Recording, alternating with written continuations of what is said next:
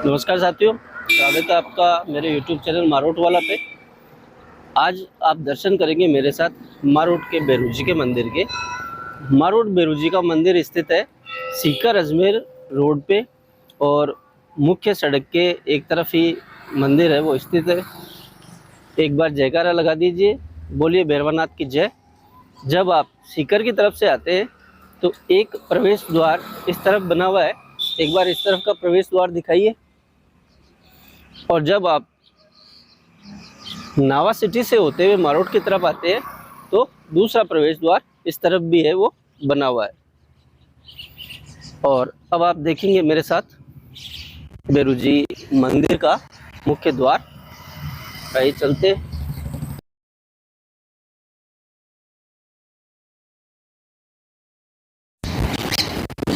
मंदिर परिसर के जस्ट बाहर की तरफ लोग मन्नत का धागा बांधते हैं और यहाँ पे एक कुछ पिलर सा लगा हुआ है जो लकड़ी का है। इसके नीचे से भी लोग निकल के अपनी मन्नत मांग के मन्नत का धागा है वो यहाँ पे बांधते हैं। आइए मुख्य मंदिर की तरफ चलते हैं। अब हम आ चुके हैं मंदिर के मुख्य प्रांगण में। सामने आप देख पा रहे हैं बेरू जी महाराज सुशोभित है।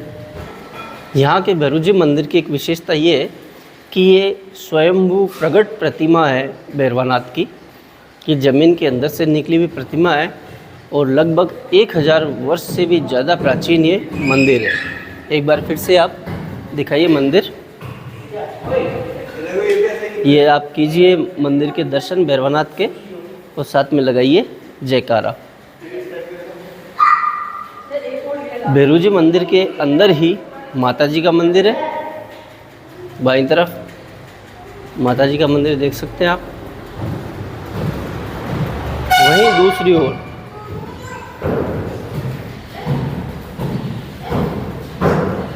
दाईं तरफ यदि आप देखते हैं तो यहाँ पे महादेव का मंदिर है।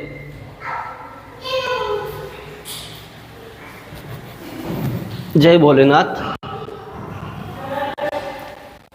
ये यहाँ पे भगवान महादेव अपने पूरे परिवार के साथ विराजित हैं। शिवलिंग, नंदी बाबा, गणेश जी महाराज, माता पार्वती, बहुत ही सुंदर भगवान भोलेनाथ का मंदिर।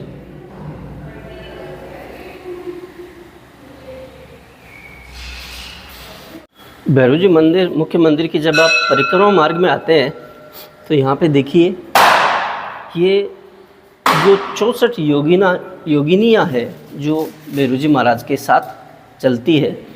जब भी बेरू जी महाराज की सवारी निकलती है तो सबसे आगे पहले 64 योगिनियाँ चलती है, उसके बाद सवारी में बेरू जी महाराज है वो विराजित होते हैं। तो यहाँ पे पूरे परिक्रमा मार्ग में आपको इन 64 योगिनियों की प्रतिमाएं हैं वो आपको दिखाई देगी। पूरे परिक्रमा मार्ग में 64 योगिनियाँ विराजित है।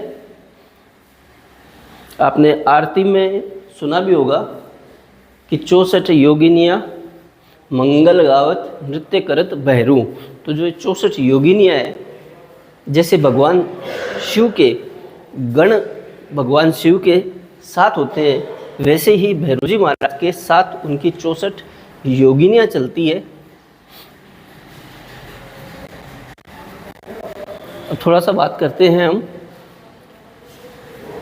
ये मंदिर साथियों लगभग 1000 वर्ष से भी ज़्यादा प्राचीन है और यहाँ की मान्यता ये है कि यहाँ के भैरू जी महाराज जिस किसी व्यक्ति के भी संतान ना हो उसको संतान का आशीर्वाद देते हैं। जो भी अपनी श्रद्धापूर्वक यहाँ भैरू जी महाराज से जो भी मनोकामना मांगता है, संतान प्राप्ति की इच्छा करता है, भगवान भैरू जी उनकी मनोकामना पूर्ण करते हैं। भगवान भैरू जी के मुख्य मंदिर में उनको तेल चढ़ाया जाता है और तेल का जो कुंड है वो भी स्वनिर्मित है, यानी कि किसी मानव के द्वारा नहीं बनाया गया है। और इतना विशाल वो कुंड है कि कितना भी तेल क्यों ना आप उसमें चढ़ा दें कभी भी वो कुंड जो है वो भरता नहीं है। बहुत सारे लोग यहाँ पे आते हैं। इस मंदिर में न सिर्फ यहाँ के स्थानीय ग्रामवासी बल्कि पूरे राजस्थान प्रदेश से और राजस्थान प्रदेश के अलावा लगभग संपूर्ण देश से, चाहे वो उत्तर प्रदेश है, मध्य प्रदेश है, देश के काफ़ी हिस्सों की मान्यता यहाँ के लोगों में आस्था है भैरव जी महाराज के मंदिर में। तो लगभग पूरे देश से लोग यहाँ पे भैरव जी के महाराज के मंदिर के दर्शन करने आते हैं।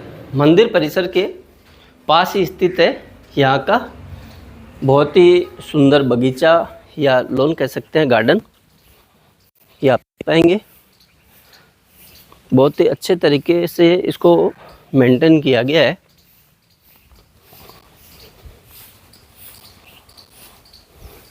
पूरे लॉन में हरी हरी दूब आपको देखने को मिलेगी और मंदिर परिसर के ठीक पीछे स्थित है यहाँ की धर्मशाला।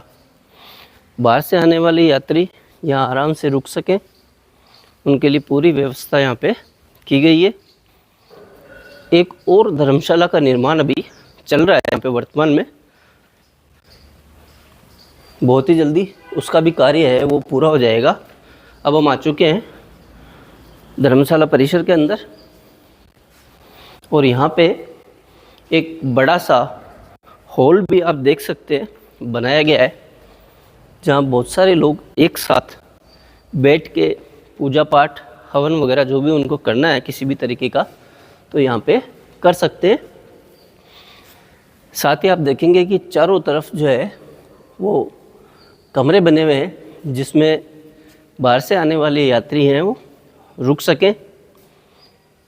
पूरी व्यवस्था है यहाँ पे, पूरा पानी उपलब्ध है।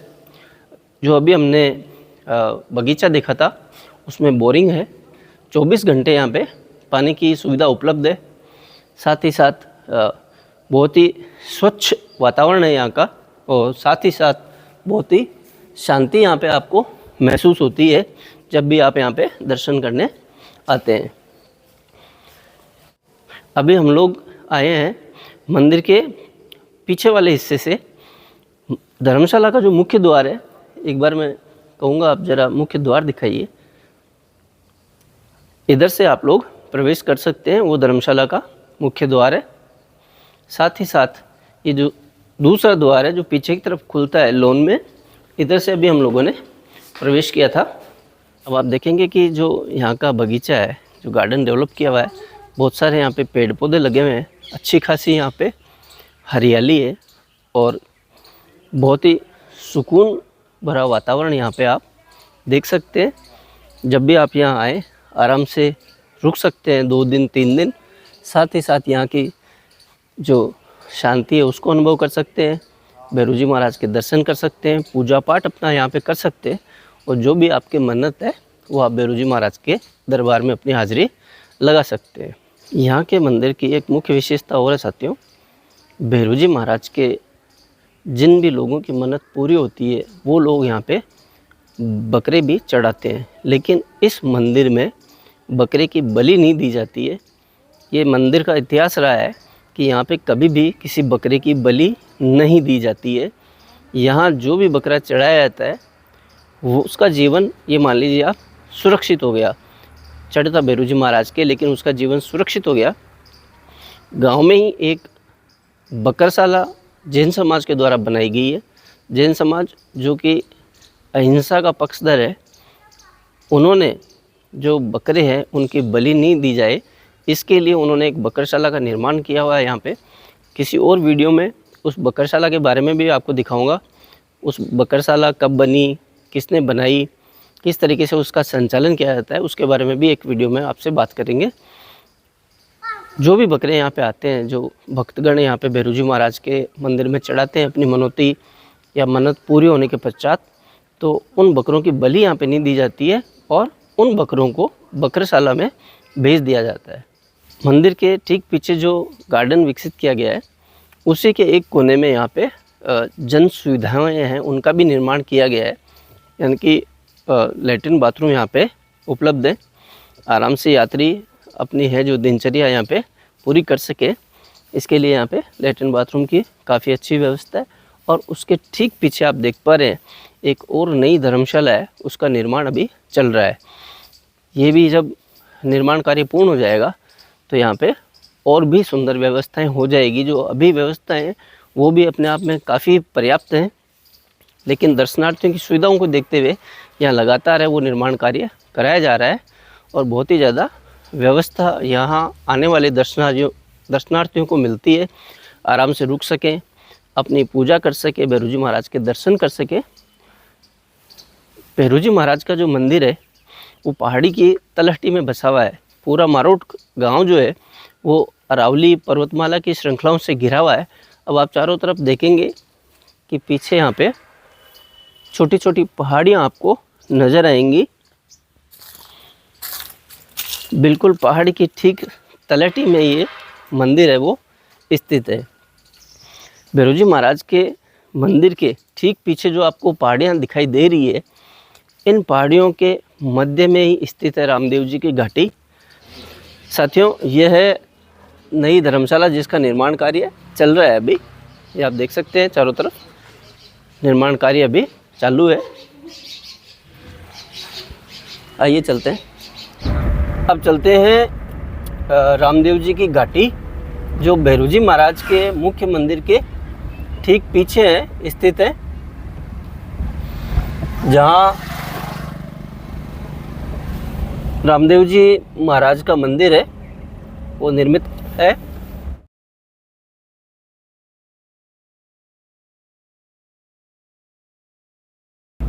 भैरू जी महाराज के मंदिर से रामदेव जी की घाटी जब जाते हैं तो यहाँ बीच में ही एक और मंदिर बना हुआ है, वो है तेजाजी महाराज का मंदिर।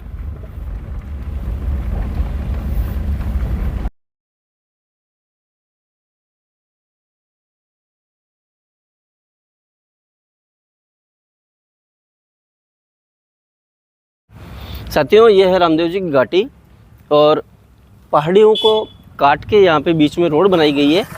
और ये सीधा रास्ता जो है ये मारोट से आसपास के गांवों को कनेक्ट करता है। काफ़ी पुराना ये बनाया हुआ रास्ता है।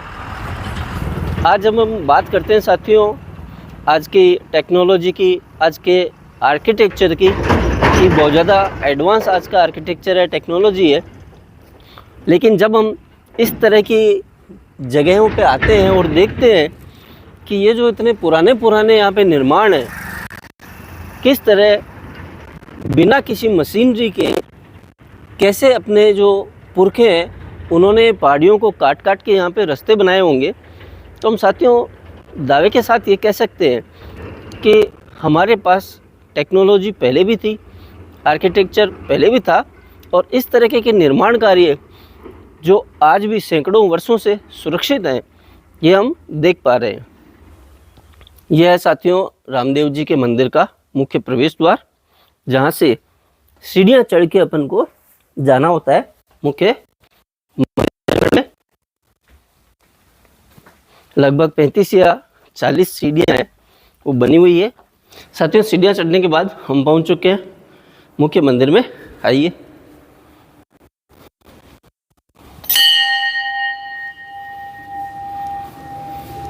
और ये है रामदेव जी महाराज का मुख्य मंदिर का प्रांगण।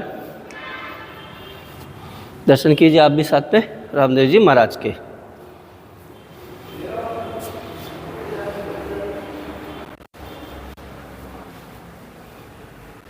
बहुत ही शानदार यहाँ का व्यू है। आप देखेंगे पहाड़ियों को काट के बीचों बीच ये मंदिर बनाया गया है। दोनों तरफ आपको पहाड़ियाँ दिखेगी, बीच में है रामदेव जी महाराज का मंदिर।